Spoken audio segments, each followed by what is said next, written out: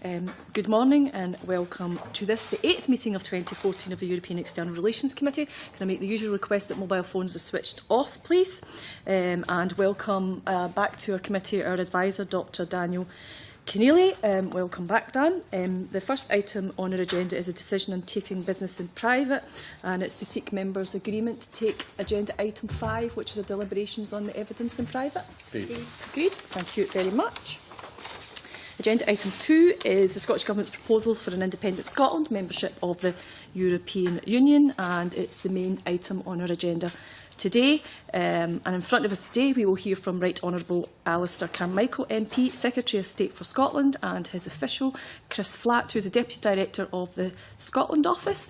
Can we officially welcome you both to committee? Thank you very much, Secretary of State, for coming to committee. We appreciate it greatly.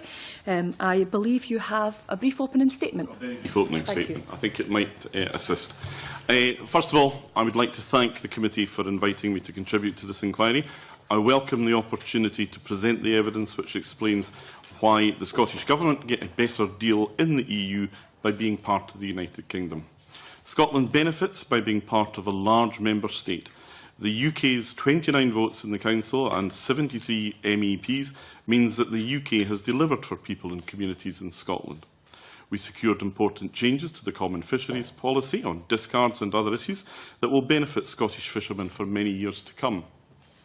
The UK negotiated the first ever real cut to the EU's multi-annual budget last year, and we have defended the UK budget rebate worth over £3 billion each year to UK taxpayers.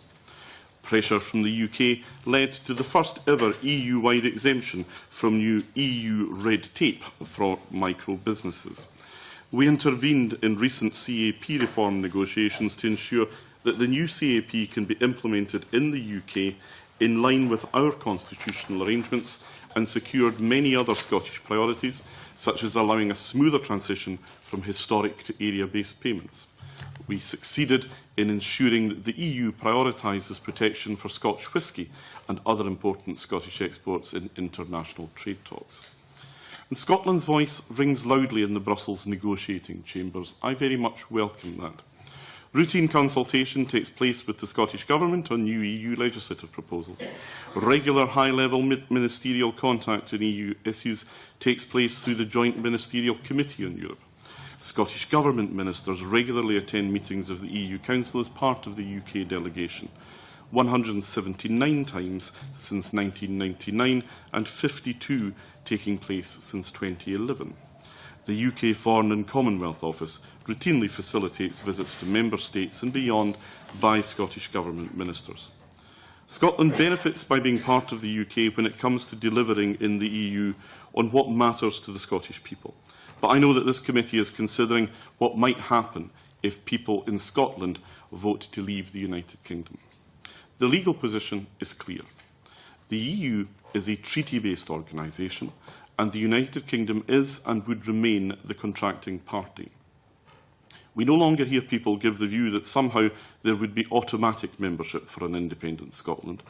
In its place, there is an acceptance that voting to leave the UK means leaving the UK membership of the EU and seeking to negotiate our way back in.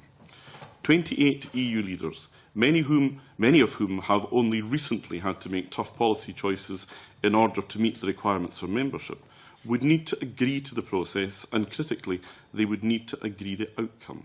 Ratification would need to be secured from 28 member states, in many cases involving votes in parliaments. All of this, according to the Scottish Government, can be done in just 18 months. Not just securing membership, but securing favourable terms that would deliver, according to them, a rebate equivalent to the United Kingdom's, even though no other state has managed to negotiate one comparable.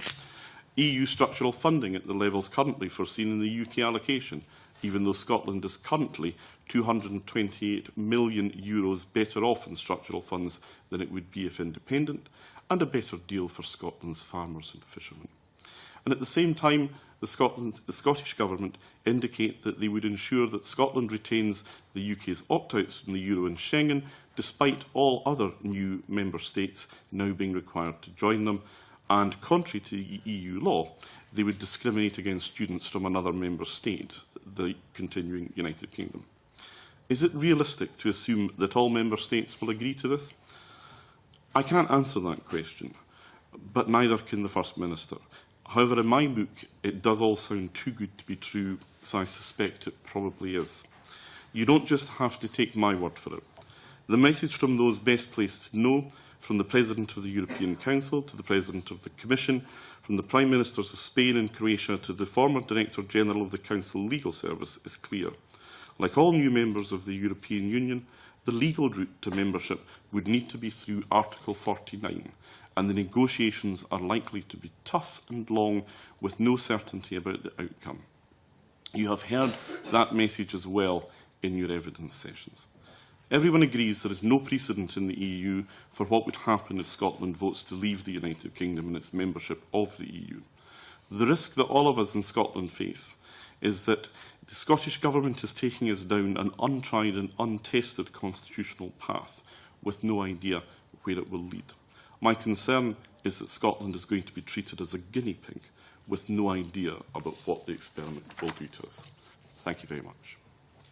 Thank you very much, Secretary of State. And we're going to just go to questions from the rest of the committee. But before we do that, I want to ask you, basically, it's very, very clear from your statement that being in the EU is a good thing for Scotland. That's always been my view, yes. Absolutely. Well, I wonder if you could maybe give us some insight into the comments that Nick Clegg made when he said, once Britain finds itself with one foot out the door, we won't just be able to turn back. Isn't it rather hypocritical to suggest to a UK audience that we're being dragged out of Europe, but then to suggest to a Scottish audience that the only way to secure Scotland's place in Europe is with a no vote? Well, no, with respect, I don't share that analysis. I think Nick's quote there is one which is made in the context of putting the pro-EU case to the whole of the United Kingdom electorate, something that my party has always done, and done quite enthusiastically. And I think it's perfectly legitimate for him to be warning those, albeit perhaps in the rump of other parties, or some parties like UKIP in their entirety, who would want to remove us from the EU, that would not be good for us. I think it's perfectly consistent. The UK Government faces an election in 2015 with the possibility of another coalition government, irrespective of who the main partner of that coalition government would be. Would an in-out referendum be a red line for the Liberal Democrats should they go into a coalition? Well, I'm delighted to say that is a question that is well above my pay grade. Certainly, you know the position of my party.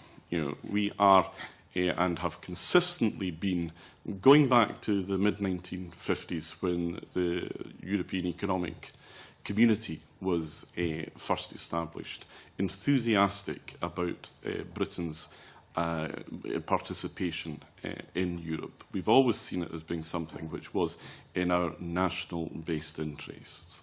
I cannot foresee the circumstances where we would go beyond the position that we've already articulated.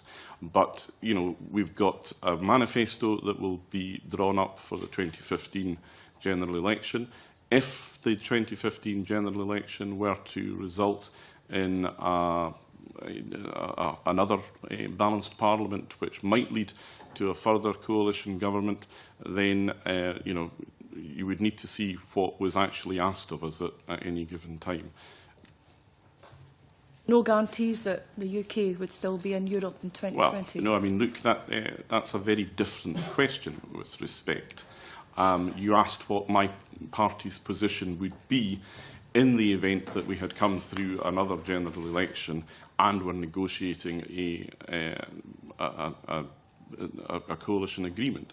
The legal position, of course, is that should there be a European treaty which is requiring the transfer of powers, then that would need to be put to a referendum, the terms of that treaty. Now, you know that the Conservative Party has a policy of seeking an in-out referendum in 2017.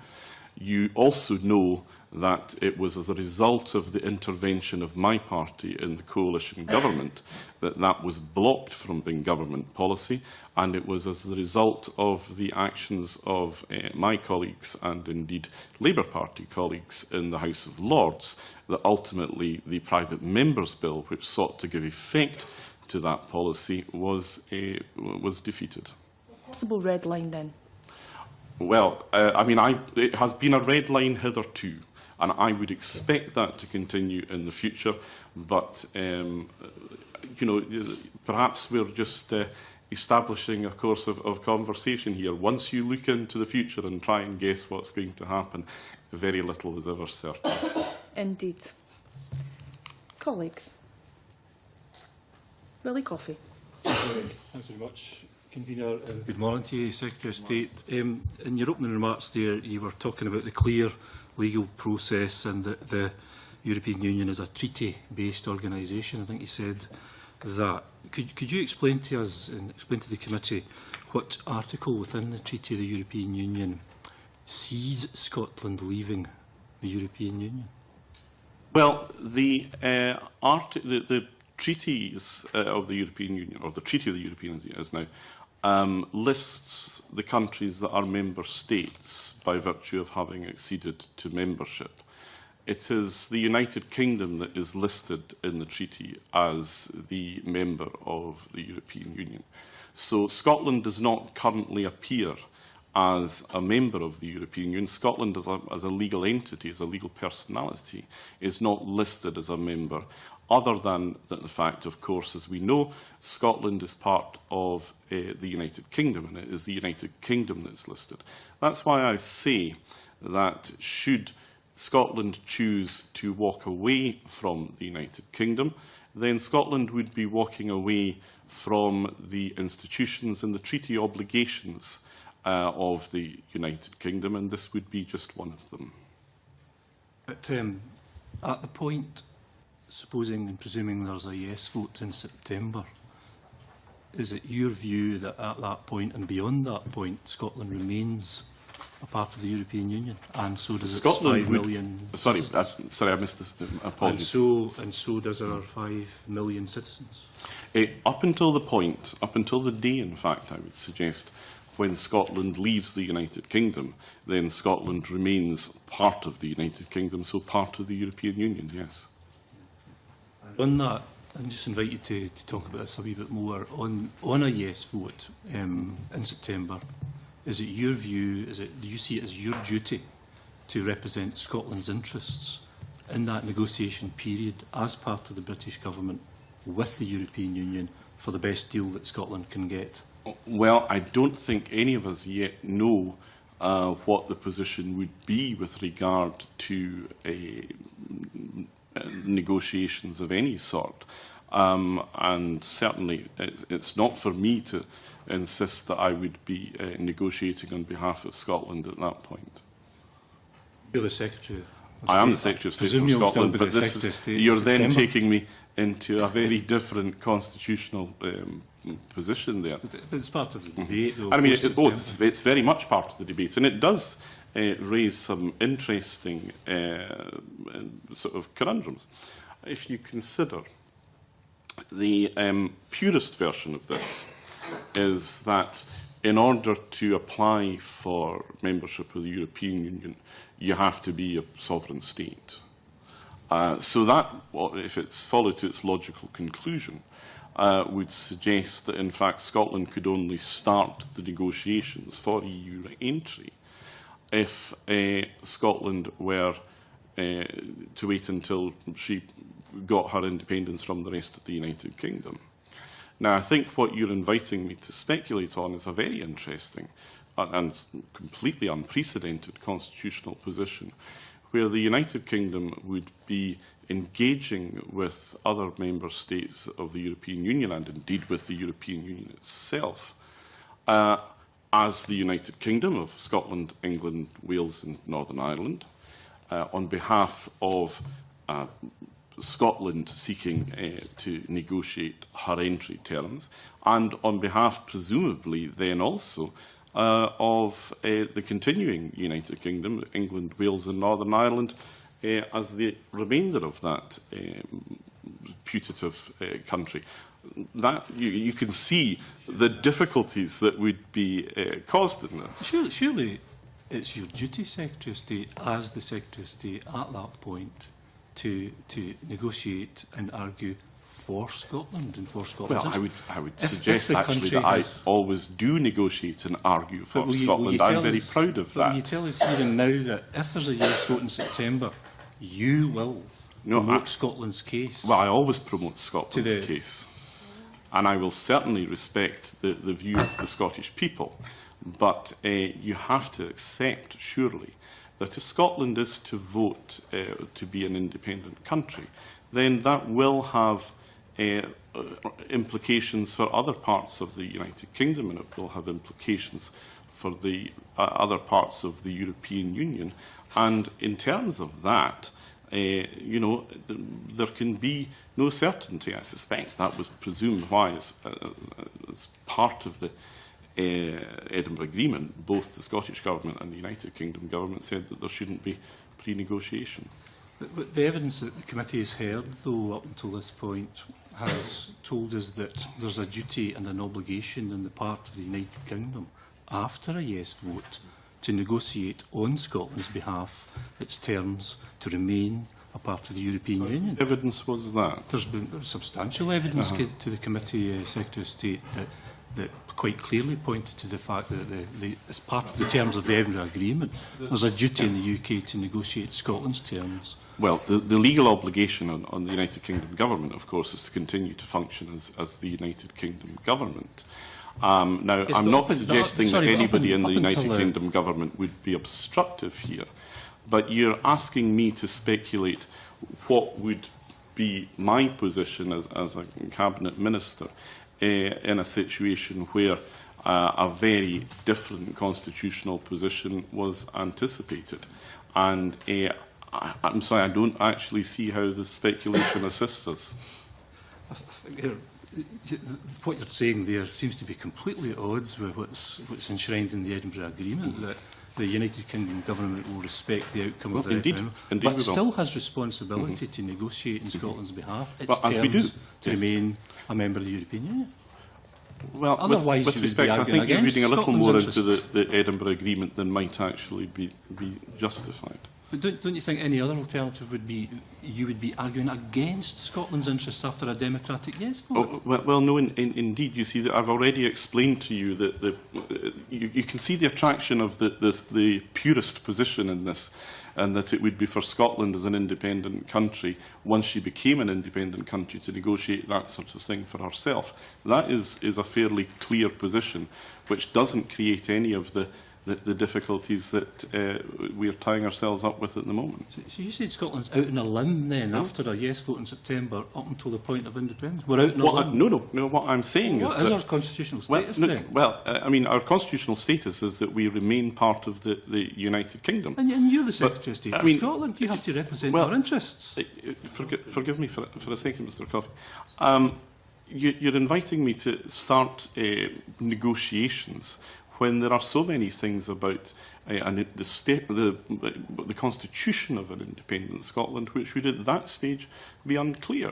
I mean, it is going to be absolutely central to any negotiation on Scotland as a potential EU member what currency she would be using, whether she would have a central bank.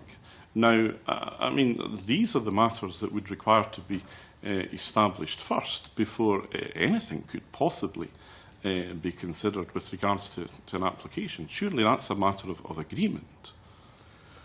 Can you a bit let other colleagues come in though? Rod Campbell with a supplementary, and Alex, is a supplementary on this point that you want in with next as well? Morning, Secretary of State. Just in terms of the evidence we've had, the evidence we had from Sir David Edward is to the fact there will be a gap between a vote for independence and the moment of separation, he said. My point is that during that period there will be an obligation to negotiate a solution that does not lead to the absurd result that's being suggested. And Professor Armstrong, Professor of European Law from Cambridge University, who takes an Article 49 view. He takes the view that whatever route is chosen, negotiations can begin following a yes vote. I'm in complete agreement with Sir David Edward that there are good faith obligations. So that's the point. What's being suggested is that UK government cannot just sit there and do nothing. There will be an obligation on it to take steps to advance. And forgive me, Mr. Campbell, I'm not suggesting that anybody would sit there doing nothing. I'm merely pointing out that in order to have a meaningful negotiation, there are certain things which would require to be established first as part of, if you like, the bilateral negotiation between Scotland and the rest of the United Kingdom before anything could really be done with regard to the European Union. And for clarity, you support David Cameron's expressed view that we support Scottish membership of the European Union. So we would be moving on that basis. But ultimately, I thought that was a very positive and helpful intervention from the Prime Minister. But he's talking then about being Prime Minister of a United Kingdom that doesn't include Scotland. So, of course, I wouldn't be in a position to bring any influence to bear on him anymore. Alex Rowley. Morning. Good morning, Mr. Rowley. I mean, I'm understanding that basically what you're saying is that if Scotland was to vote yes for independence in September, we would need to wait to 2016, and under Article 49, as an independent state, we would negotiate an agreement for Scotland to be part of Europe. What the Scottish Government and what some of the legal opinion that this committee has taken evidence from seems to be suggesting is that those negotiations could start immediately under Article 48, and that amendments to the EU treaties could be brought about that would allow Scotland to basically remain part of the United Kingdom. I think Sir David Edwards describes it as a treaty shall apply to the Kingdom of Belgium, the Kingdom of Scotland and the United Kingdom of England, Wales and Northern Ireland. So Article 48, and the argument seems to be, and the differences in legal opinions seem to be, as to whether or not Article 48 would allow Scotland, after voting for independence, to be able to negotiate its way as an independent state into Europe by amending the treaties. And can that happen? The Scottish Government say yes, it can happen, and it could be achieved within 18 months. What's your view on that? Well, let's take the process first of all, and then we'll maybe consider the timescale after that. Article 48 has never been used for accession of a new member state. That has always been done under Article 49. And if you start from the position that I think is pretty widely accepted, that Scotland would be removing herself from EU membership and would then be inviting applying to re-enter, which is the very clear statement that we've had from Barroso, from Van Rompuy, from others, and indeed I know he didn't give evidence to you, in oral evidence, but I saw also the written evidence from Jean-Claude Piri on this point. Now, he's a very highly regarded former head of the legal service, and he said quite clearly that Article 48 would not be appropriate, that it would require to be Article 49. The evidence from Sir David Edward actually was fascinating, and I suspect it could probably be a PhD thesis for a better academic mind than mine at some point. But as I understood it, he was saying that and in fact, I think when he gave evidence to your committee himself, he did say expressly that he started from a different point than other witnesses. The other witnesses all saw the EU, as I've described it, as being a treaty-based organisation between sovereign contracting states. Sir David had particular regard to the question of citizenship. And I can't remember if he said he would refer to it in the parole evidence or if it was in his written evidence, but he made reference to a 1963 case, was it Van Genden-Loos, about the way in which EU citizenship would bring with it obligations on the constituent member states.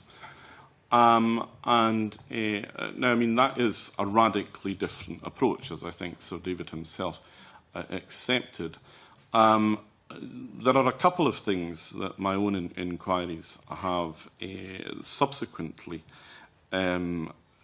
brought to my attention that I think the committee will probably want to consider when deciding the likelihood of an Article 48 procedure being successful. The first of these is that there is a clear statement in Article 20, sub-Article 1 of the Treaty of the European Union. The EU citizenship is contingent upon nationality of a member state. And there's a further declaration on nationality of a member state to the Treaty on the European Union, which is annexed to that treaty, in which states, and if I could maybe just read it into the record for you, the conference declares that whenever in the treaty establishing the European Community reference is made to nationals of the member states, the question whether an individual possesses the nationality of a member state shall be settled solely by reference to the national law of the member state concerned. So the concept of EU citizenship is one which is actually rooted in law, in the citizenship and the nationality law of the member states, as I understand that. I've also had drawn to my attention a judgment in an ECG case in Rotman against Bavaria. And in that case, a citizen had had his German nationality withdrawn. And as a consequence of that, he was a dual national with Austria. He also lost his Austrian nationality and hence his EU citizenship. Now, the court held in the Rotman case that a member state must exercise its powers to withdraw an individual's nationality compatibly with the principles of EU law.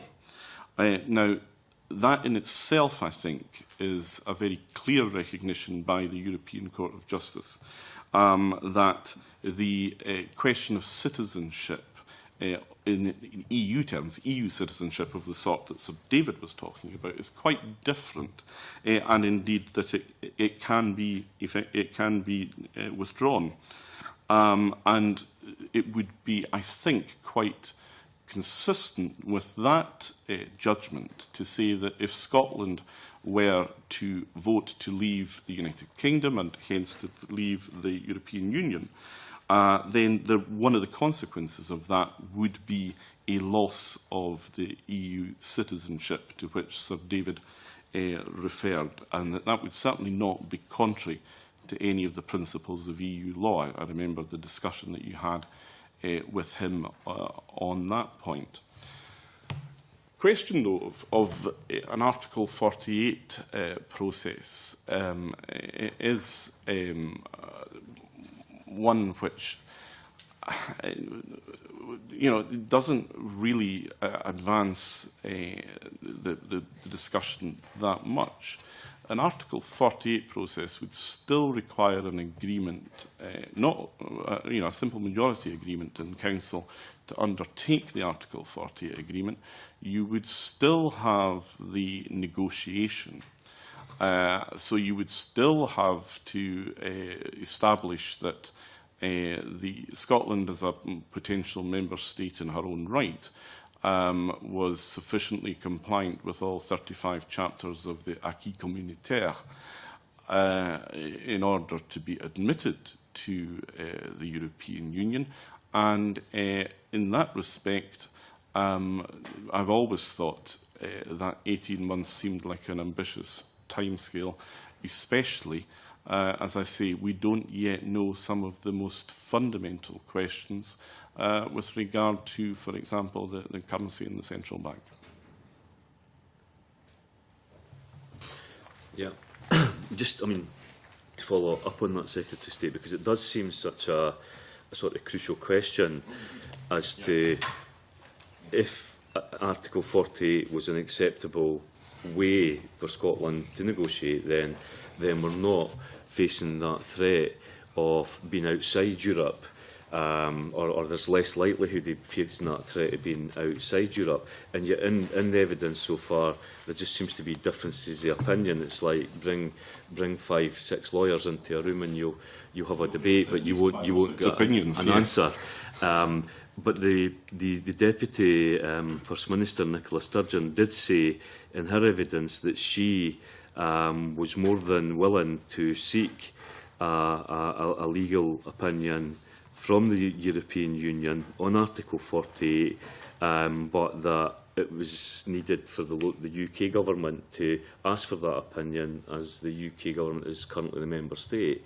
And I just wonder, has the UK government considered getting that legal opinion, given the seriousness and the importance of this question for the future of Scotland? I mean, we know that the view of the Commission is that Article 49 is the correct procedure. We have that from the President of the Commission.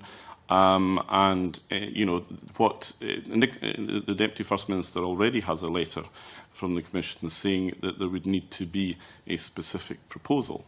Now, we don't have a specific proposal to put to the Commission, so we don't agree on Article 48.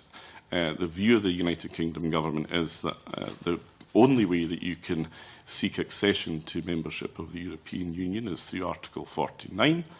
In any event, you know, there are, as I've indicated already, we are well short of the sort of specification that we would be able to seek an opinion on. Of course, Rod. Yes. Back on that. Just for clarity, whether it's Article 48 or 49, you've referred to the opinion of Barroso on this point. Sir David Edward was quite clear. He said that opinion and those earlier opinions failed to take account of the gap in time between the vote and the moment of independence. That's been ignored by Barroso, Van Rompuy and all those who talk about it. So in that sense, the reference to that opinion, I think, without putting words into Sir David's mouth, would be that that's misleading. It's partial. Well, I mean, that is Sir David's opinion, and I, you know, always listen very careful to Sir David Edward. I mean, he is a very senior Scottish jurist, but you know, I also have very high regard for Barroso and for Van Rompuy, and you know, I think it should be noted that the position of Barroso is not a novel one. This is not something that has just come out of the clear blue sky. Romano Prodi said much the same thing in 2004. And what Barroso is saying now is entirely consistent with what Barroso said then. So, I mean, look, Sir David's opinion is exactly that. It's not an opinion that I would share, and I've offered the committee some reasons for that. You can, on the basis of the evidence that you've had, reach your own conclusions on that. But as I say, I don't share the opinion of Sir David on that. The President of the Commission's role under either Article 48 or 49 is one of consultation. They're not the decision makers. Indeed. It's all 28 member states, actually, that would require to make the decision. I think maybe one of the other things that you may wish to have regard to is that when it comes to an Article 48 process, That is something which I think a simple majority in the Council can undertake. The outcome of it, of course, requires unanimous agreement. Now, you already have Spain saying that, in her view, Article 49 is the correct procedure. The difficulty with insisting on an Article 48 procedure, if there is not actual unanimity amongst the member states that Article 48 is appropriate, is that it is then open to legal challenge. And if any party were to take a legal challenge to a decision to go down the Article 48 route, then working against what is already a very tight timescale becomes ever more difficult. It's another of the considerations that would, in practical terms, make Article 48 a process which, even if you were to be able to undertake it, would still be fraught with difficulty. But we can assume, Secretary of State, presumably, that the rest of the UK will be keen to try and preserve the single market, not to blow a hole in that single market, for example, and be keen to try and resolve these difficulties, whatever the legal position is. Give me a second. I'm nursing a rather heavy cold at the moment, and I'm hoping that my voice is going to last. But I'm just going to... I think certainly it's in the United Kingdom's interest that there should be a single market, and indeed that the single market should be completed. But we are considering here a scenario which arises not at the hand of the United Kingdom, but the people of Scotland in choosing to remove themselves from, I see somebody didn't remember to turn their phone off, in voting to remove themselves from the rest of the United Kingdom. That's not something over which the rest of the United Kingdom has control. That's a decision for us to make as Scots.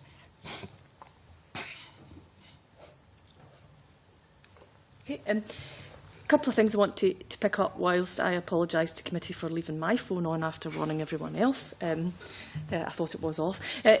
Secretary of State, you picked up on the point on Jean-Claude Pires, which is actually a very sensitive point for this committee, because we had real concerns about how Jean-Claude Pires' evidence was used in the media and by members of this Parliament without it actually being seen by committee members, which was a real concern, given that it was evidence to this committee.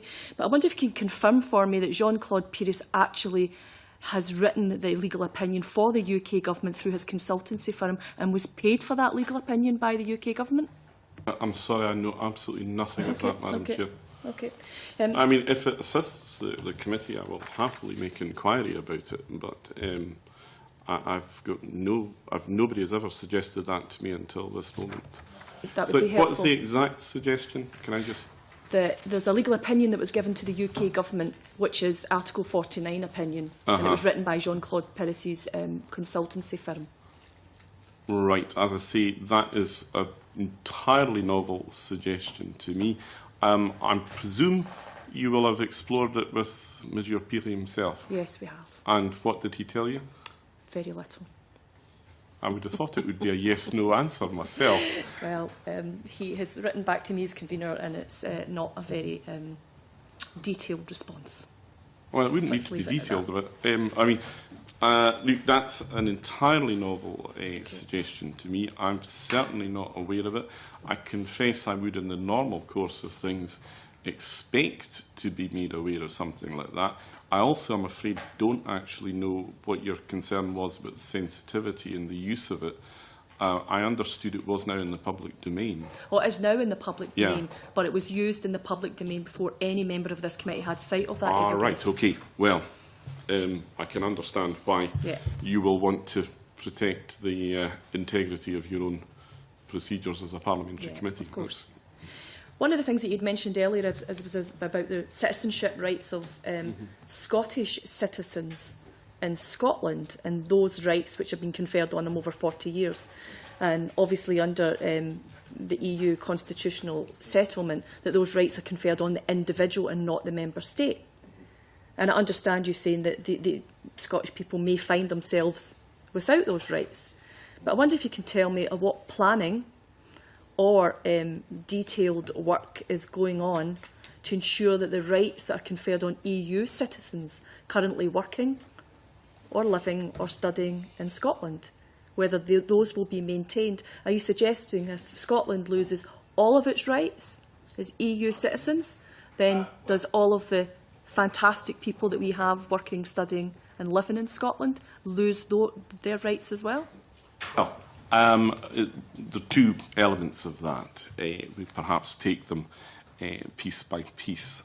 The rights of Scottish citizens as members of the European Union and the advantages that come to people of Scotland as a consequence of the United Kingdom's membership of the European Union would, as I've already said quite clearly, go when you vote to leave the United Kingdom. I mean, that's one of the consequences of taking a vote that takes you out of the United Kingdom and takes you out of the European Union.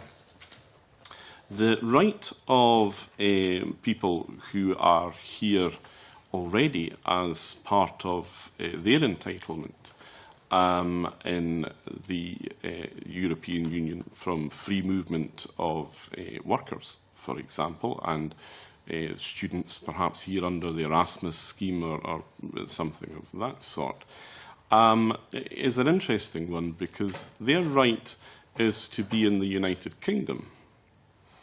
Now, if the United Kingdom is then redefined by the people of Scotland choosing to remove themselves from the United Kingdom, then they still on paper have the same right. You know, they have the right to be in the United Kingdom. That just doesn't include Scotland anymore. So it would then, I suppose, be for the government of an independent Scotland to decide what arrangements they would put in place for people who found themselves in that position. As you say, they make a tremendous contribution. I would very much hope that a government in an independent Scotland would look sympathetically on them, and you have to think that it wouldn't take massively complex arrangements to ensure that the existing entitlement of people here as part of the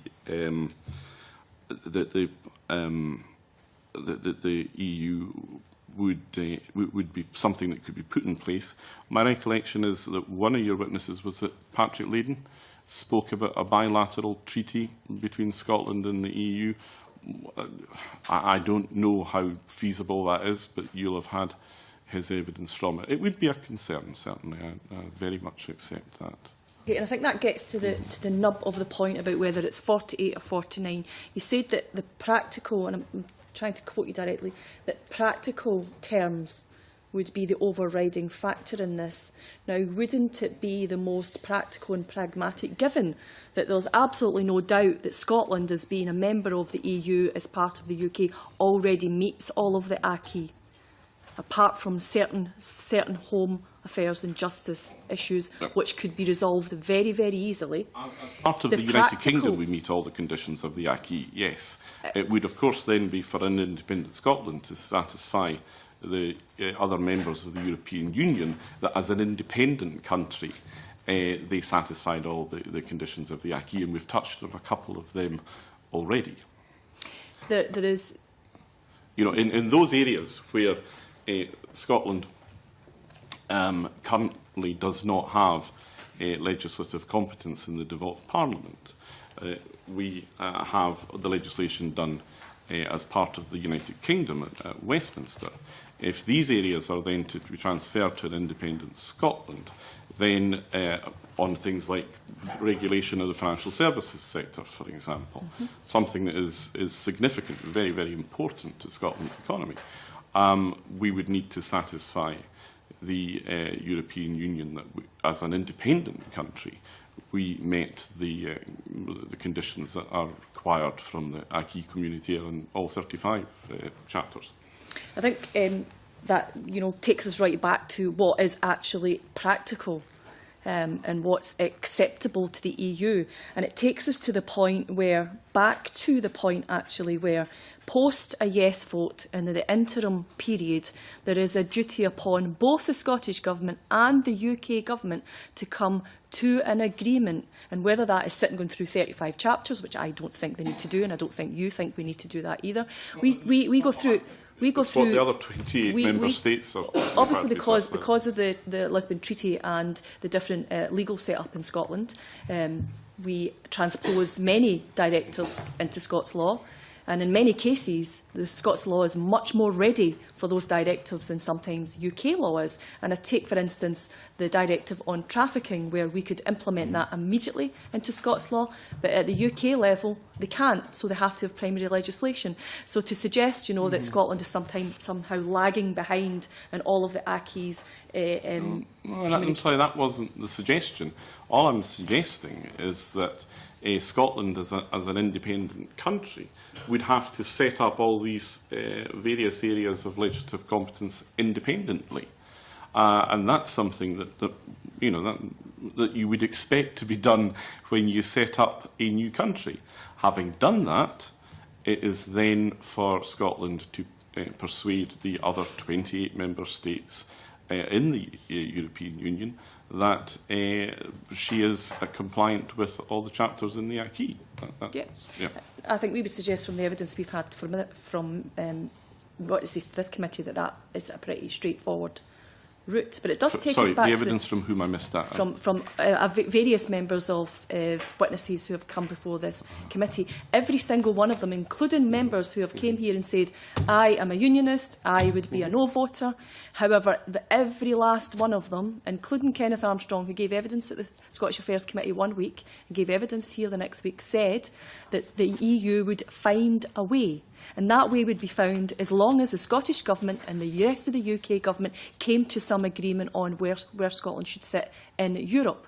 Now, that puts it straight back to the question that my colleague Willie Coffey asked you earlier about whether you or your government would be interested for the single market, for the continuation of rights of EU citizens in Scotland and who come from other parts of the EU and work in Scotland, that the pragmatic way to deal with that would be to sit down, immediately post a yes vote and come up with that agreement, present that to the Commission, and that agreement they would then go through the proper procedures, much like East Germany, which a remedy was found almost overnight for East Germany. To suggest that 18 months is not enough time, given we've seen the EFTA countries who didn't meet all of the acquis but met them within a few weeks, join the EU, and we had the situation with East Germany. Do you not agree with all of the witnesses that we had in front of this committee that Europe will always find a way? Depends what you mean when you say Europe will always find a way, because I keep coming back to this point that it's a treaty-based organisation. In order to get accession, you require the agreement of all 28 member states. Now, you're right. The bringing in of Eastern Europe, Eastern Germany rather, into the Federal Republic was done in very short order. And it was perhaps informed by a degree of pragmatism. It was done in different political circumstances, though, and it was done in a position where the Federal Republic of Germany was the contracting party to the treaties as they then existed. And it was still the Federal Republic of Germany that was the contracting party. So you weren't rewriting treaties in the sense that you would be adding to... flexibility when it needs to. I think perhaps what I would say is that perhaps more than when it needs to is when it wants to. And there is an element in which you have to have regard to some of the politics here. Now, there are some member states in the European Union, and Spain is one of them, where the view of or, you know, they have their own internal tensions. They have Catalonia that is seeking her independence from the rest of Spain. Excuse me.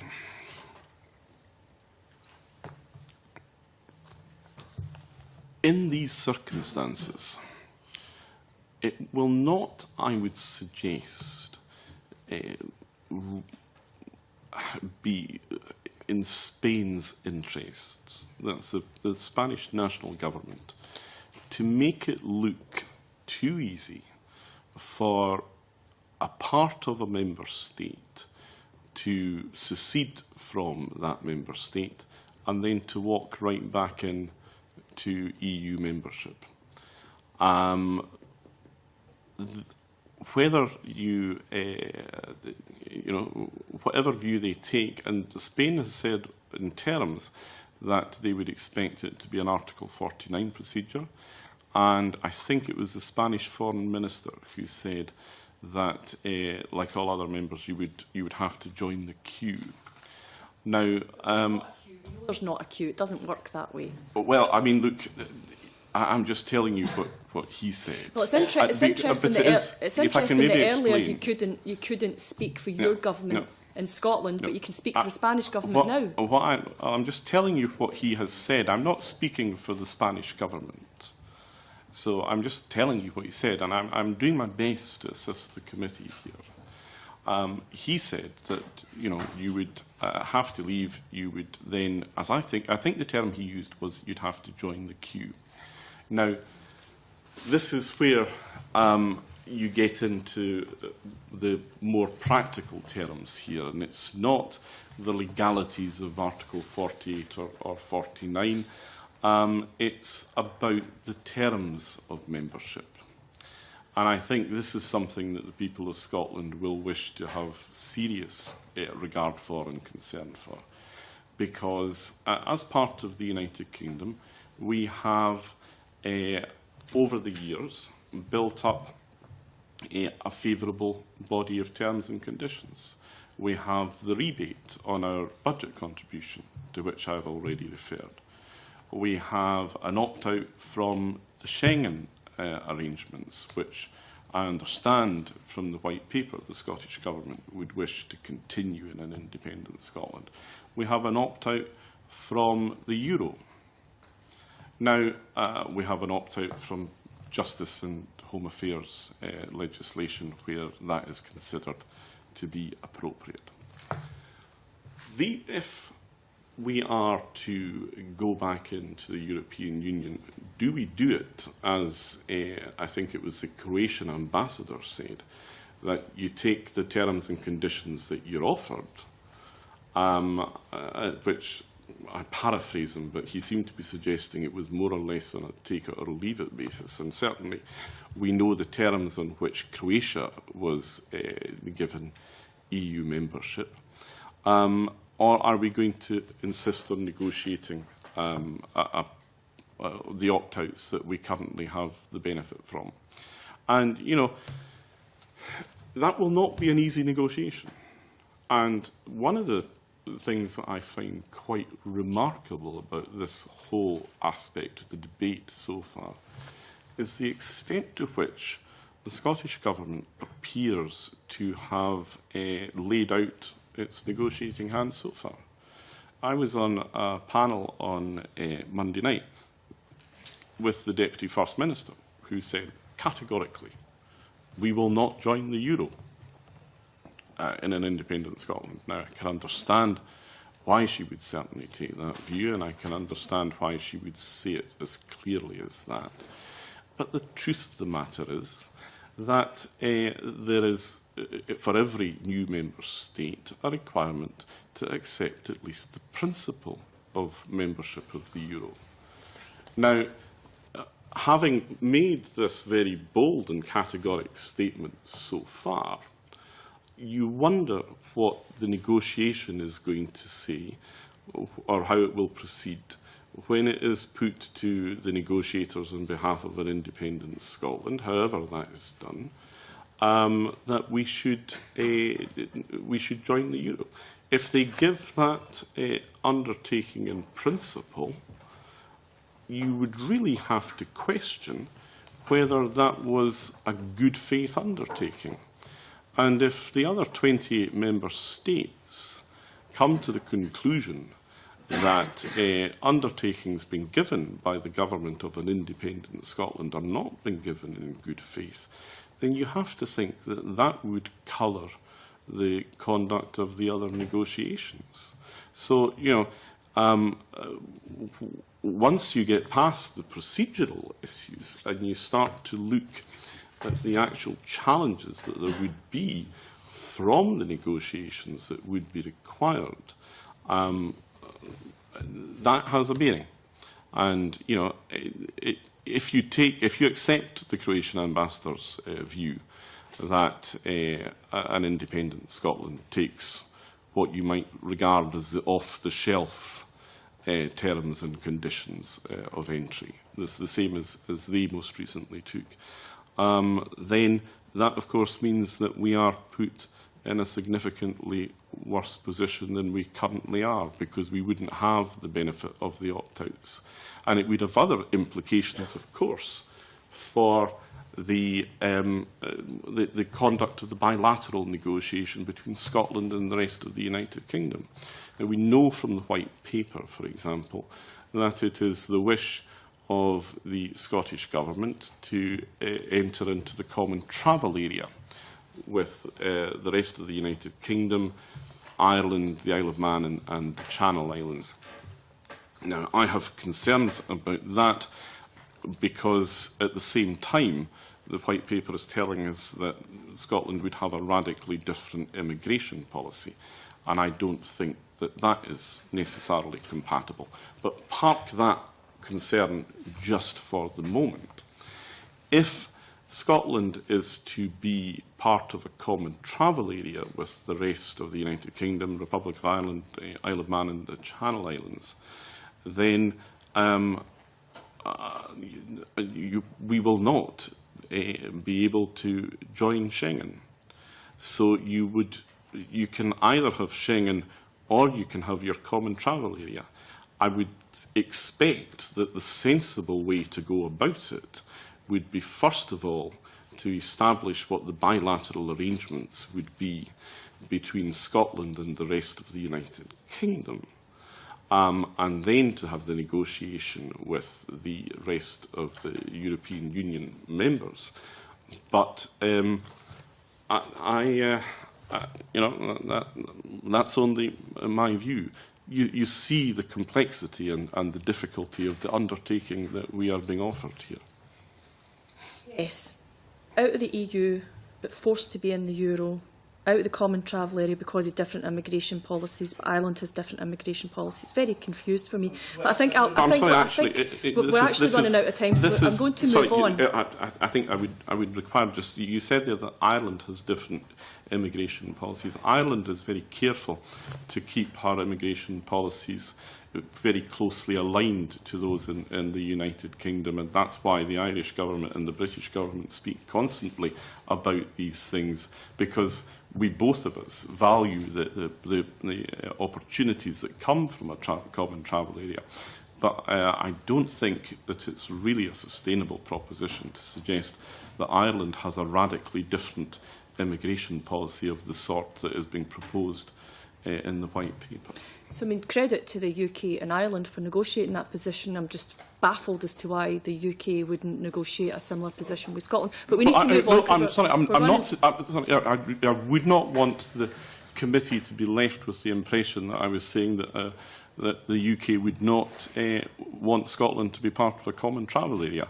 But Scotland would have to be part of a common travel area on exactly the same basis as it currently exists. That's the whole point of it being a common area. If if we are part of a common travel area, though, you must understand that we could not be part of Schengen. I mean, I think that's something which is fairly readily understood, because, of course, if Scotland were part of Schengen, then she could not have an open border with the rest of the United Kingdom, which remained outside Schengen. Back to those in good faith negotiations, I think. Well, indeed, and I think that good faith is absolutely critical in any negotiation, especially one that is going to go around 28 member states. That's why it matters, and you know, I look at the prospectus that has been laid out, and something is going to have to give if that good faith is going to be established and accepted. It's practicality of negotiation, of course. Claire Adamson. Thank you, Convener. Good morning, Secretary of State. In your opening remarks, you talked about the position of the UK as a strong representative in Europe, and Scotland, being part of the UK, was better served by that position. But is it not the case that the perceived Euroscepticism, the promised in-out referendum by your coalition colleagues, and now the Labour Party's position regarding a possible in-out referendum, and the veto used in 2011 by the Prime Minister have greatly reduced the UK's influence within Europe? The Labour position on an in-out referendum, I understood Ed Miliband to have said that he wouldn't have one. I misunderstood. Our understanding was he might have one should there be significant change in the treaty. Well, I mean, if there is certain significant change in the treaty, then there is, as a matter of law, a requirement to have a referendum on that treaty. So I think I also recall actually that at the point at which he made his policy statement last week, he also said that he did not anticipate there being any treaty of that sort in the course of the next Parliament, which I have to say, in all the circumstances surrounding the economic position in Europe and the difficulties that are still faced by those countries that are in the Eurozone, I think is a statement of the blindingly obvious. I see no prospect for that. So, does Euroscepticism damage Britain's standing in the European Union? I think perhaps it's something that other parts of the European Union have learned to live with and to accept over the years. I would say, though, that as you look around the countries of Europe at the moment, we are not alone in having Eurosceptic parties. I was in Denmark last week. The Danish People's Party is quite a Eurosceptic party. There's, forgive me, is it Wilders in Holland? Yeah, Geert Wilders. You've got Marine Le Pen in France.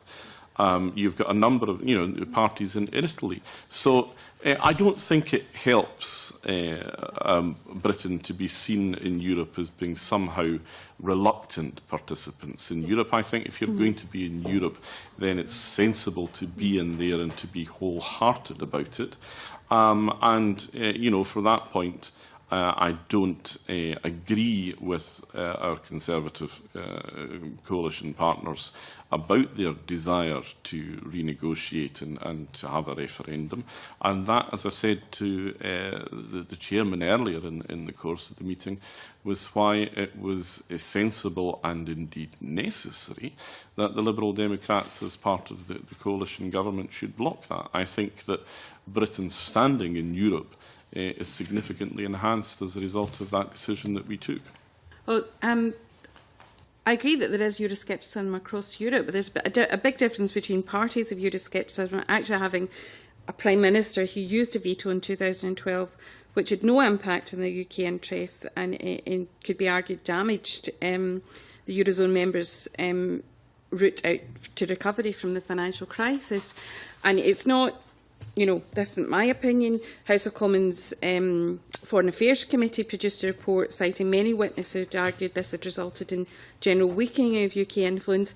And indeed, Deputy Prime Minister Nick Clegg said that this had been bad for Britain and it could leave Britain isolated and marginalised. And I believe Nick Clegg has also said that UK is flirting with an EU exit and it's not good for Britain. What he said was that the Conservatives and that some of the Conservatives were flirting. It's not quite the same thing. As I read the opinion polls at the moment, the Conservatives speak for something in the region of just north of 30% of the United Kingdom. Can I ask, in terms of... Actually, since you asked about the use of the veto, you know, I think you will recall that that was a point where there was a tension and a divergence between the parties in the coalition. And it is, you know, it's always possible that a government of any colour at any time on any issue can act in a way that ultimately does not strengthen our position because it doesn't, you know, it's not seen as being positive participation in the wider EU interest. That's easily understood, but it is a very different proposition from the one that we're discussing today, which is fundamental to that, which is membership. You did talk about Scotland's voice in Europe as part of the UK, but prior to 2008, the devolved administrations had an open invitation to attend the official level meetings between the UK Cabinet Office European Secretariat and the UK Permanent Representation to the EU, now referred to as the Cunliffe-Rogers meetings. This was rescinded by then UK Europe Minister Jim Murphy in 2008, and both the First Minister of Scotland and the First Minister of Wales have made representation to the UK Government, citing this as you know, a diminution of their voice within the European context. Would you support the reinstatement of those meetings? Well, that would be a matter for the essentially, I suppose, for the Cabinet Office and the Prime Minister. I can't really answer for them. And finally, your coalition partners have been, as part of your government, you've been conducting the balance of competencies review with the treaty negotiations. Now, bearing in mind that any renegotiation would also have to achieve the support of the 28 other member states. And reasons why Nick Clegg has been, frankly, very sceptical of the purpose of it, and I, in broad measure, share his scepticism. So we find ourselves in a position where the Prime Minister has indicated he wants to renegotiate the position. Do you have any information on what basis or any of the treaties he's looking to change or influence in that negotiation process? No, I'm afraid I don't. And obviously, I would not normally expect to be party to the detailed proposals of another party unless they'd put it into the public domain, in which case you would know as much about it as I do. I would only expect to know what was being proposed if it were government policy. Because of the presence of the Liberal Democrats within the coalition government, this is not government policy, so you would need to ask a representative of the Conservative Party, his or herself, what was intended there. So has there been any policy come out of the review of the balance of competencies to this As point? I understand it, the review of competence, the balance of competences is ongoing. Yeah. I mean, the person who I'm afraid could have given you a much more detailed answer to that question is David Liddington, the Europe Minister, who has given evidence to your committee before. I did offer to bring Mr Liddington with me, but I was told that his presence wasn't required. Well, I'm sure we could get him back on that point with the conveners' Indeed. assistance. Thank you. Jamie McGregor.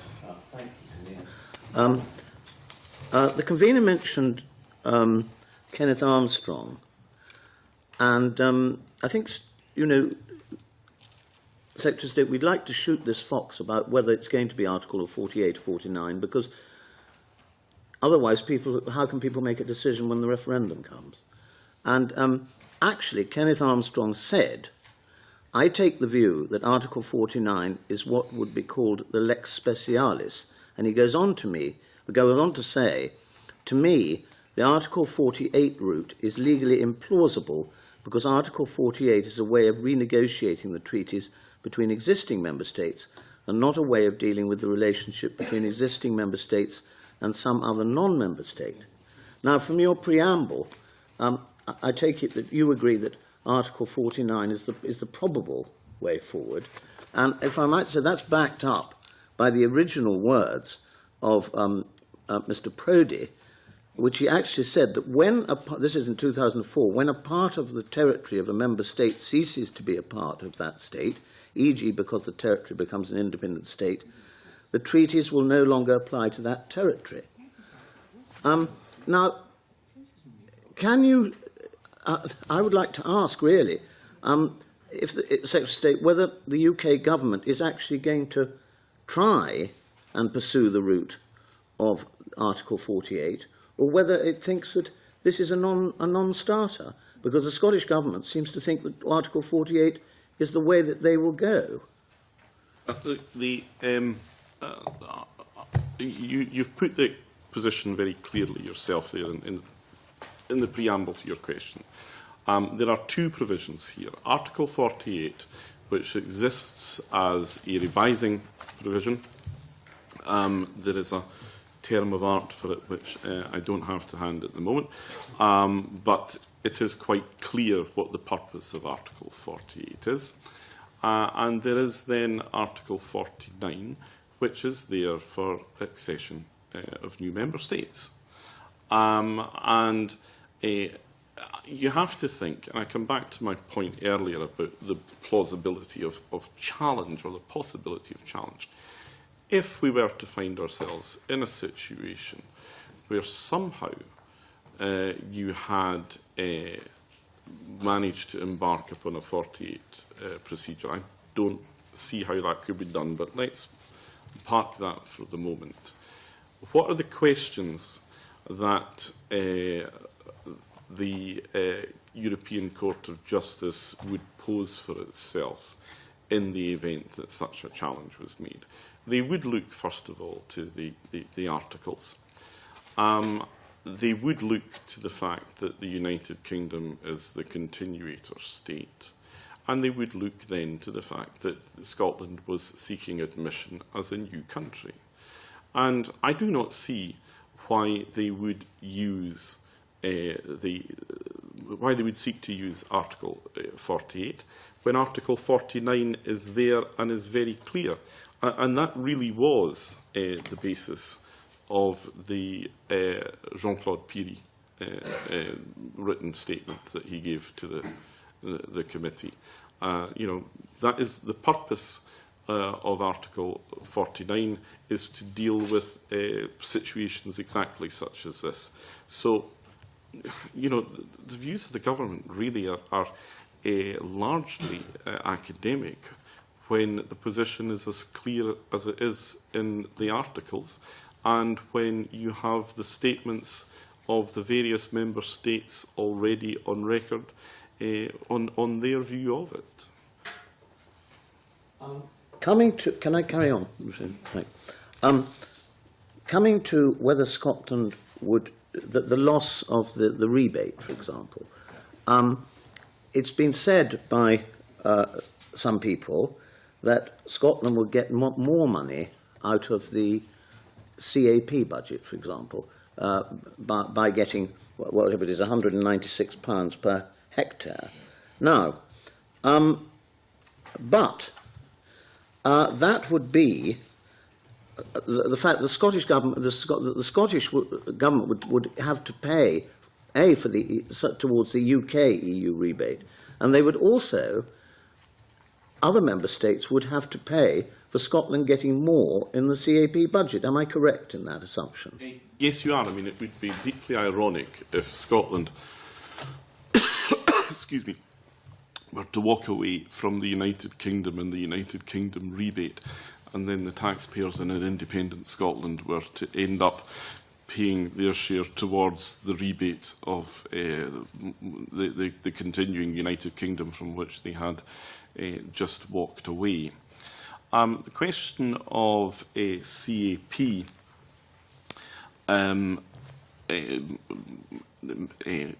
application is an interesting one as well. If you look again at the Croatian example, I think they started on 25% CAP receipts, then to be phased in over a number of years.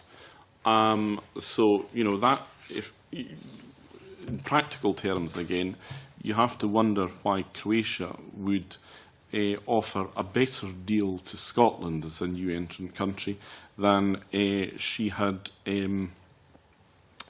actually got for herself. In terms of the CAP settlement that we currently have, that of course runs until 2020. And if Scotland were to get all this extra money out of it, then that would mean that other member states giving up money that they currently have for their farmers and their agriculture and food-producing industries. So you're into the granular detail here of what a negotiation would actually involve, and you see that this is not just about Scotland's interest. Each one of those 28 member states is going to have a national interest of their own that they will want to promote. And sadly, because it doesn't always work to the benefit of the European Union as a whole, we know, especially when times are tough, that national interests tend to trump the wider collective interests. Turning to the evidence, when we had the Irish delegation, they told me that they were jealous of the power of the UK block vote, which I think is some 30 votes in the Council. 29, I beg your pardon. And that a separate Scotland would have, I don't know how many votes, what would it be, 6 votes, something like that? Or I've heard the figure of 5 mentioned, but that, I mean, is something that it's an art rather than a science, I believe. Would Scotland, well, in your view, Secretary of State, would Scotland suffer from only having 6 votes as opposed to the larger, a part of the larger selection of 30 votes? It's not just my view. I mean, I think of conversations I've had recently with senior figures within the organisations that represent Scotland's fishermen, and they have told me that in their view there is a significant advantage to being part of a country that has 29 votes within the Council of Ministers. I can also tell you more just than my view, however. I have some experience of this now, having been a government minister since 2010, and previously, when I was the government's deputy chief whip, I was a member of the cabinet subcommittee on European affairs, and I'm now a member of the full cabinet committee on European affairs. And in that time, the German government have been very keen and very active in developing stronger bilateral relations between ourselves and Germany. I myself have been part of government delegations that have gone to Berlin to advance these bilateral relations.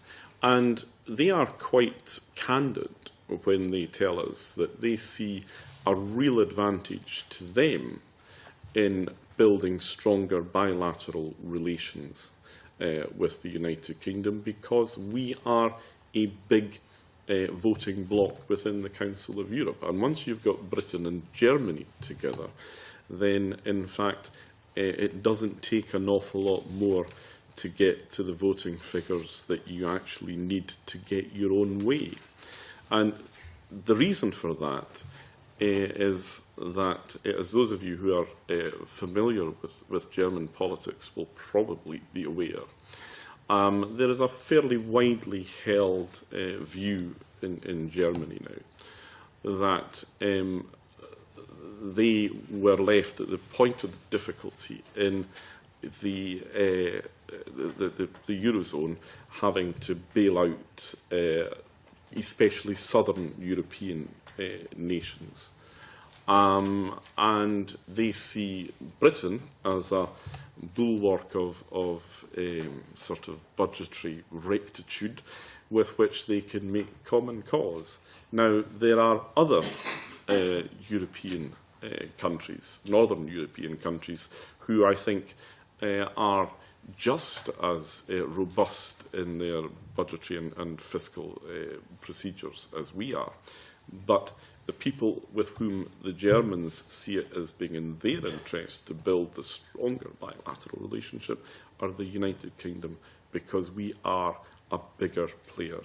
Everybody, be they farmers or fishermen or any trade interest that sees EU negotiations up close, will tell you that there is a palpable advantage from being part of one of the big countries. Have I got time for one more on fisheries? Just on fisheries, which you mentioned, Secretary of State, I believe I'm right in saying that the present organisation of the North Sea, and especially from Scotland's point of view, the reason we have such a good quota of haddock, for example, is based on a derogation, and that the actual original Treaty of Rome, Acquis Communautaire, stressed equal access to a common resource as being the way that fisheries should be managed. Now, is there any danger that this could, especially if either going down the Article 48 route, or that if Scotland had to come out and had to come back in, that she wouldn't be able to hold on to these derogations which have been fought for by the UK over such a long period? These derogations, as you call them, have had a very significant impact on the actual operation of common access as a principle. I mean, we don't, in truth, have common access to the North Sea as a resource.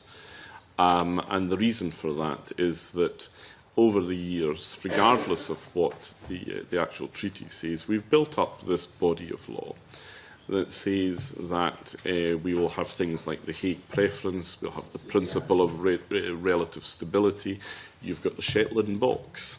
And these are all the practical mechanisms that determine things rather than the basic principle that you've pointed to, Mr McGregor. Now, the United Kingdom does very well, as you say. Our whitefish quotas out of the North Sea are significantly better than they would be without the operation of these things. So that's just one of those aspects where we would be walking away from a situation that we do very well with as part of the United Kingdom, and we would be seeking a better deal than is given to others when we were coming back in, if we were to do that.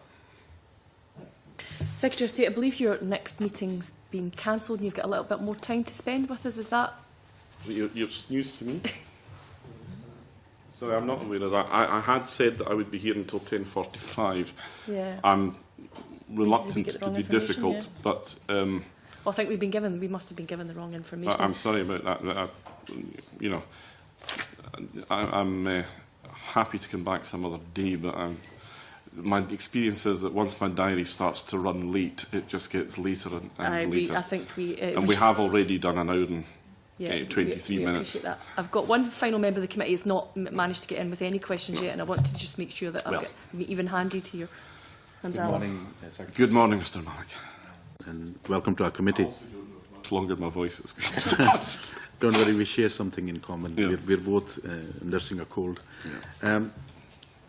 Secretary, I just want to go back slightly earlier, and some of my colleagues have suggested that somehow the rest of the UK government, if there was a yes vote, would be somehow responsible to negotiate on Scotland's behalf, and you obviously made the point that that would be fraught with difficulties in terms of where Scotland's position would be in terms of finance and other issues, and I understand that. But I'm just wondering that the fact that certain people have this view that there is going to be a responsibility on your shoulders and on the rest of the UK government. Can you imagine any theatre of operation where you would be supportive, or do you feel that it's really out with your remit? I mean, as a Scot, I would want Scotland, if she had chosen to be independent, to be a member of the European Union. There's, you know, I'm unashamed and unabashed in stating that. What concerns me, though, is that the people of Scotland are being told that somehow this is a straightforward, easy, seamless process. And the preponderance of the evidence that you have had in the course of your own inquiry suggests that it would be anything but. And, you know, I'm not going to sit here and say, well, in the event that Scotland votes yes, that I can offer you certainty where no certainty exists. And I want to ask another question, which is not strictly the subject today, but it's about education. And since you're here as the Secretary of State Scotland, I thought I'd take the opportunity to ask you. There's been quite a large, substantial reduction in our student income from overseas. What are you doing about it to try and assist us with that? And who's going to fulfill? Which income did you say? For foreign students. From foreign students. Yeah. And the shortfall of that income, who's going to bridge that? No. And what representations, if any, are you making on behalf of Scotland to try and bridge that gap? Well, I mean, in terms of overseas students, I think the figures I saw suggested that just about every country sending overseas students here had gone up, with the exception of India, where there had been a quite marked drop.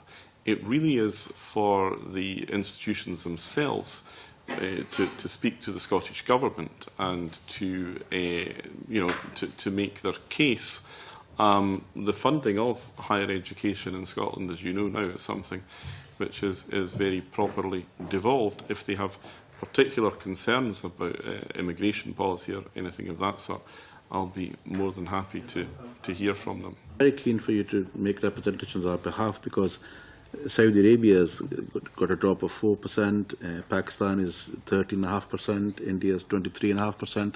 These are substantial numbers, and at the moment we're facing some very serious challenges in our education sector, and these types of shortcomings are very unhelpful, and therefore I'd be really very keen for you to make some supportive gestures towards this shortfall, and perhaps even come back to this committee to advise what steps, if any, you've been able to take to try and redress this issue.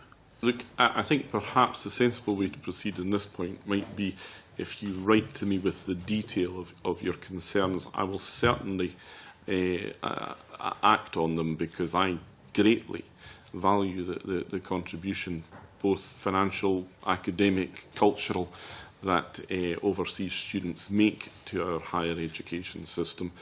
And if there is anything within my power to assist you in that, then I would happily do so. And, you know, I think if necessary, I'll copy correspondence to the committee chair, which would probably be the sensible, obvious way of disseminating it further. Thank you. Two very, very quick points for you, and hopefully you'll be able to answer them very succinctly for me. The devolution unit. Can you tell me what the role of the devolution unit is? Chris, do you want to speak about the devolution? You can. Sure. Chris will give you the civil service definition of it. I work very closely with the devolution unit. The devolution unit in the Foreign Office is there to make sure that across the UK government, the issues that pertain in Scotland, Wales and Northern Ireland are understood when it comes to European Union and international matters, and particularly when governments are forming negotiating positions, that they understand the context of the devolved settlement.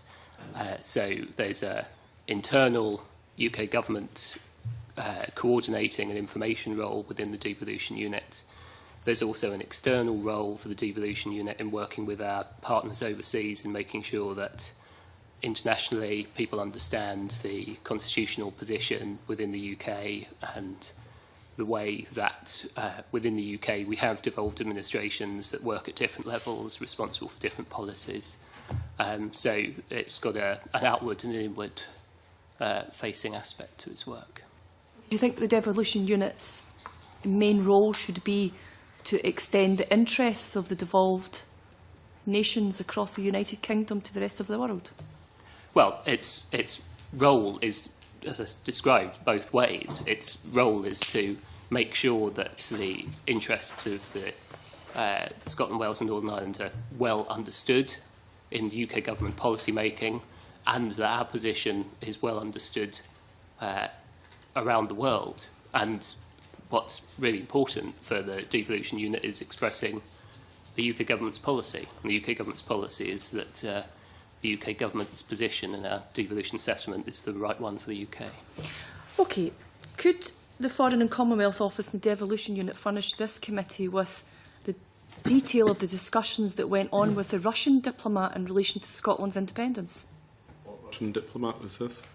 The reported from Ita Tass, citing a source in the Prime Minister's office that Britain was extremely interested in referendum support from Russia, that the Sunday Herald then followed up on this on last Sunday.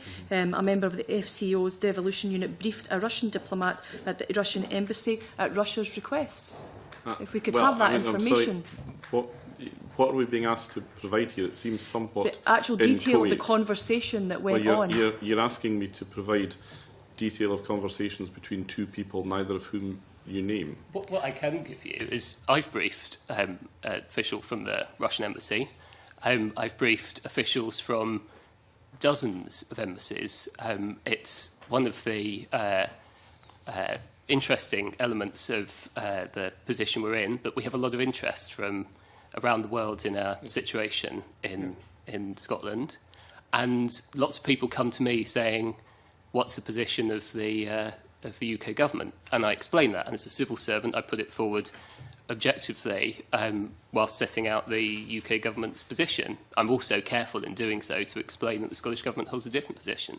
I've briefed the Russian embassy.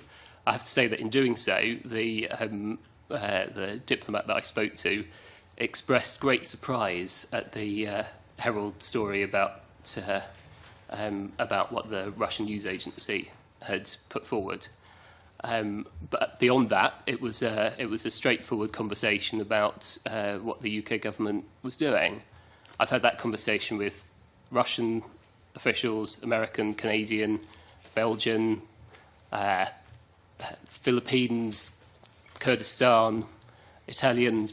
I mean, it goes on and on because everyone's interested, and I think that's quite a good thing. It certainly put Scotland's position much more prominent in the world stage. Could you furnish this committee with some of that information, all the countries that have been briefed on a one-to-one basis and what the basis of that briefing was? Yeah, absolutely. Well, actually, I don't know that that's really something for us to give an undertaking on. The majority of it has been released under FOI anyway, so we would like the rest of it. Indeed, but I mean, you've just given a very wide specification there, and it would be for the Foreign and Commonwealth Office to release information about what they have done. It's not an undertaking I can give here. But you're not represent. Well, I'm confused. I'm absolutely confused today because I'm not sure whether as Secretary of State for Scotland, you're Scotland's man in Westminster, or you're Westminster's man in Scotland. It seems to have shifted back and forward all morning. So if you're saying we as a committee have to go to the Foreign and Commonwealth Office to retrieve that information, then we will do that. Well, I am the Secretary of State for Scotland. This is one of my officials. He is answerable to me. You've made a request for the release of information on a very broad specification from another government department.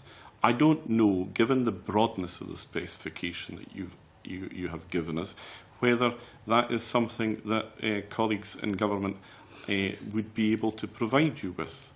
In international relations, there might be any number of reasons why that might not be appropriate. Had you told me you were going to ask this before I came here, I might have been able to speak to the Foreign Office and get you that information. Had you taken me up on my offer of bringing Mr Liddington with me, he might have been able to give you the answer on the spot. If it is possible to cooperate with your request, I shall certainly ensure that it is done. That is done. What I cannot do here today and now is give a categoric assurance on that. Okay, as a committee we'll ask the question then. Members content with Willie Coffey very quickly? Sorry, I know you've got to run. I'm sorry, we have been now going for an hour and 35 minutes. I undertook to be here for an hour and 15 minutes. I do have other engagements today. I'll be happy to come back and continue at some future occasion. Well, I think what we will do is maybe if members still have got other questions, we may write to you, Secretary of State, delighted to do that, because I know your diary is very difficult, and it was difficult to secure this date today as well. So we understand how difficult that indeed. I mean, it's not been straightforward getting this. It was very important to me, you having made the request that I should accommodate it. It did require me to get up at 5 o'clock this morning to be here. Well, I mean, I have to say on behalf of the committee, we do very much appreciate you coming to committee today and answering all of our questions. And I think we could have spent a lot longer, but we'll be in constant communication and we'll keep those lines open. I think if this morning's discussion has illuminated nothing else, it has illuminated the enormous complexity of the situation that you are currently investigating. Indeed. And you know, good luck to you with your investigation, because obviously, as parliamentarians, you have a duty to ensure that the policies and the aspirations of the executive that you are here to scrutinise are sensible and realistic. I have some concern on what I see that they are not, and you have the opportunity, of course, to make that clear to them. That is the opportunity and the duty you have as parliamentarians. Indeed. And we have the Deputy First Minister at our next meeting. So we will be asking all of the same questions, no doubt. Thank you. Thank you very much. I'm going to suspend for 5 minutes to allow for a comfort break.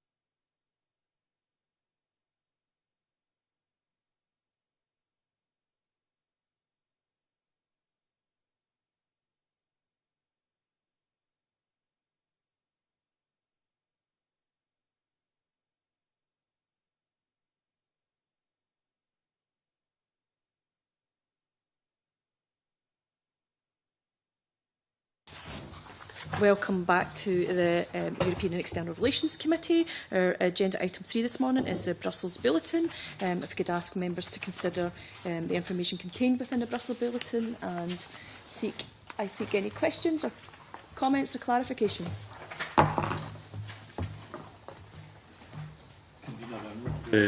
Wally Coffey. I know on page 7 the further progress on these matters relating to broadband infrastructure and the efforts there within the European Union to reduce the costs, the kind of physical costs of digging up the infrastructure and laying cabling in. I mean, that's as a consequence, as you know, convener, of the reduction in the budget for that, the provision set aside for the budget for that. But at least it's a step in the right direction if they're trying to reduce the costs of deploying all these high-speed networks throughout Europe. But it's part of a continuing interest, I think, that the members have in this committee.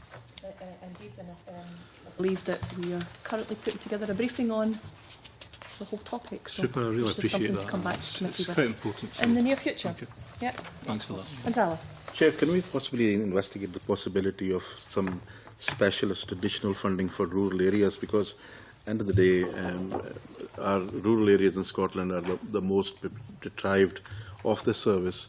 And I'm just wondering, I understand that we were going to employ the services of somebody who was going to assist us in European matters in terms of advice and funding. And I'm just wondering whether there's any additional ways of trying funding so that we can actually be able to assist our communities that live in rural areas and acquiring the connections. So.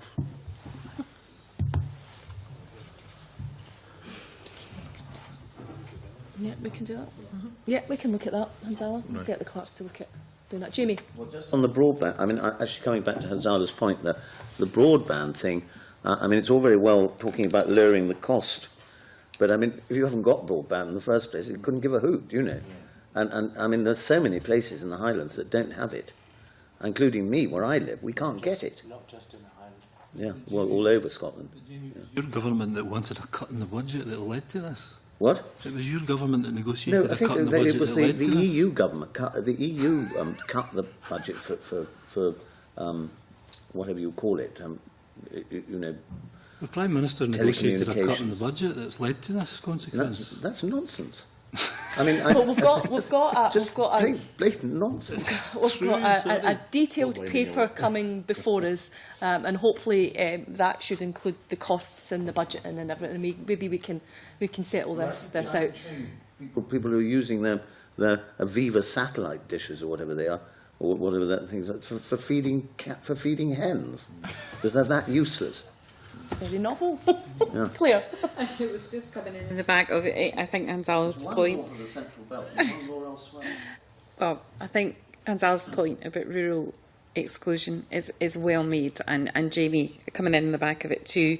And I know that there's the EU has drifted further in its target of reducing the number of people at risk of falling into poverty and social exclusion. So I do think that this is an important matter for the committee, and I think the points are well made by both members. Okay, are we happy to bring the Brussels Bulletin to the attention of the other committees? Yes, but Chair, I'm just wondering who are we going to ask in regards to looking into the possibility of finding some specialist funding for rural areas in Scotland. We will, the clerks and Spice, no doubt, yeah? Yeah. Okay, thank you. Can I ask you, this point about bringing it to the attention of the other committees? I've been in the Public Audit Committee for 7 years and I've never seen this brought to the attention of that committee. How does it get brought to the attention of the Audit Committee? Goes to committee. Yes. Don't think it's never appeared.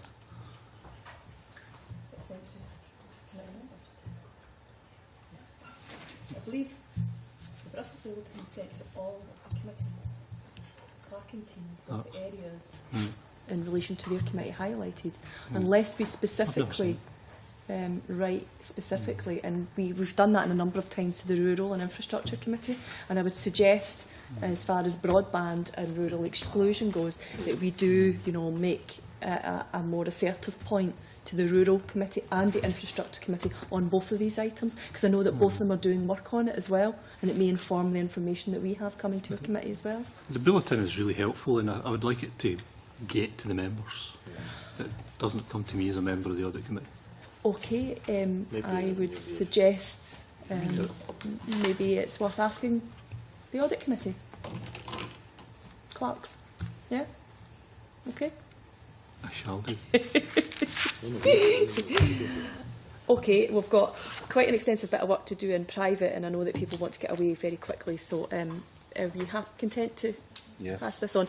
With the caveats of the two pieces of work that we need looked at, and bringing in particular to the attention of the Rural and the Infrastructure Committee the items discussed. Yeah? Yep? Yep. Happy? Indeed. Superb, thank you very much. And we now move into private session.